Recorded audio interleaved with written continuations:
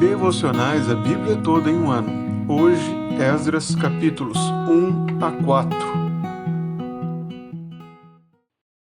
O livro de Esdras começa da mesma forma com que terminou o livro das Crônicas. No primeiro ano do reinado de Ciro, rei da Pérsia, para que cumprisse a palavra do Senhor pela boca de Jeremias, o Senhor despertou o espírito de Ciro, rei da Pérsia, e ele ordenou que se proclamasse em todo o seu reino e que se pusesse por escrito que agora os judeus, o povo de Judá, estaria livre para voltar para sua terra.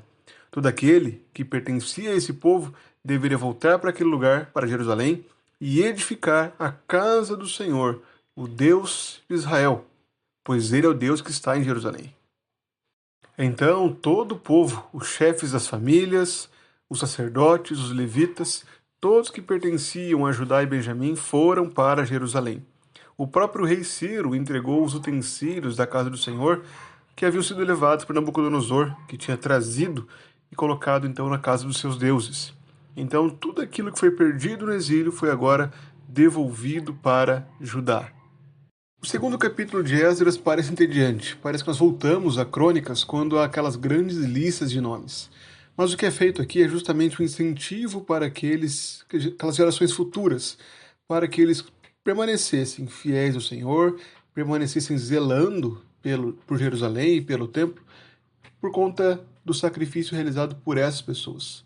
Esses que voltaram do exílio deveriam ter seus nomes registrados para que os seus futuros descendentes honrassem o sacrifício que eles fizeram em voltar e trabalhar para reconstruir Jerusalém e o templo ao Senhor. Enquanto líamos Crônicas, ouvimos muitos textos que falavam sobre a importância do templo, bem como também a importância de estabelecer a adoração correta. E o que vemos em Esdras capítulo 3 é justamente uma continuação, uma repetição daquele propósito de Crônicas. Aqui, o altar é edificado. Então, quando voltaram do exílio, homens como Jesua, como os seus irmãos, sacerdotes, Zorobabel, começaram a reedificar o altar ao Senhor. Ali ofereceram sacrifícios ao Senhor, holocaustos, e também firmaram o altar sobre aquelas bases e celebraram a festa dos tabernáculos, bem como também fixaram as festas que eram anuais, as festas fixas do Senhor. Em seguida vem o relato sobre o lançamento dos alicerces do templo, que aconteceu no segundo ano após o retorno do exílio. Ali houve uma grande alegria misturada com o pranto. Muitos daqueles que viram o primeiro templo, o Templo de Salomão, se lamentaram ao ver esse segundo templo, enquanto os mais jovens, que nunca tinham visto o templo, se alegravam por finalmente estarem diante do templo do Senhor. O capítulo 4 narra a primeira grande adversidade do povo de Judá e Benjamim durante esse retorno do exílio e reconstrução de Jerusalém. Alguns adversários começaram a tentar parar a obra. Tentaram primeiramente se aproximar para se envolverem com aquela obra, e quando foram rejeitados, começaram um movimento para impedir que a obra continuasse. Alguns homens, como Reum e Sinzai, enviaram cartas ao rei Artaxerxes contra Jerusalém, e isso resultou justamente no rei Artaxerxes dando um mandado para que a obra parasse. Ele ordena que aquela obra cesse, e agora o povo fica impedido de continuar a sua obra. Esse livro inicia uma nova seção na história do povo de Deus. Há agora o retorno do exílio. O objetivo do escritor é justamente mostrar que esse retorno é um ato de Deus.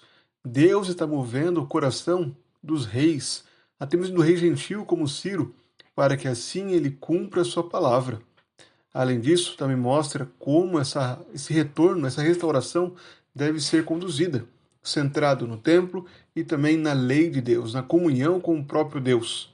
Além disso, também serve de incentivo para aqueles que voltaram do exílio, para que eles continuem perseverando mesmo diante de oposições. Deus continua reinando e governando sobre o seu povo. As oposições não devem fazê-los desanimar, mas sim conduzi-los a confiar em Deus. O retorno do exílio marca um passo importante na história da redenção. Mas é apenas parcial. O povo volta, mas a glória plena não retorna ao templo. Isso aponta para a restauração final realizada em Cristo, que traz a verdadeira libertação e reconstrói o verdadeiro templo por meio da sua morte e ressurreição. Ciro é usado nessa história apenas como um tipo do libertador que seria Cristo.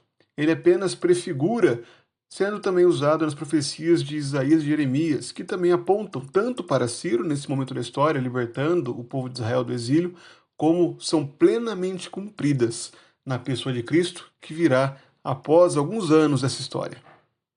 Essas passagens nos ensinam a confiar em Deus, sabendo que Deus cumpre as suas promessas mesmo por meios improváveis.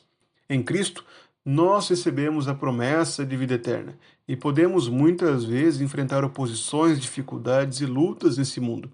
Mas devemos confiar em Deus, pois Deus cumpre as suas promessas. Mesmo que as circunstâncias pareçam estranhas, mesmo que a realidade seja dura e difícil, nós podemos e devemos confiar na palavra de Deus, sabendo que Deus nunca irá falhar a sua promessa, naquilo que Ele prometeu.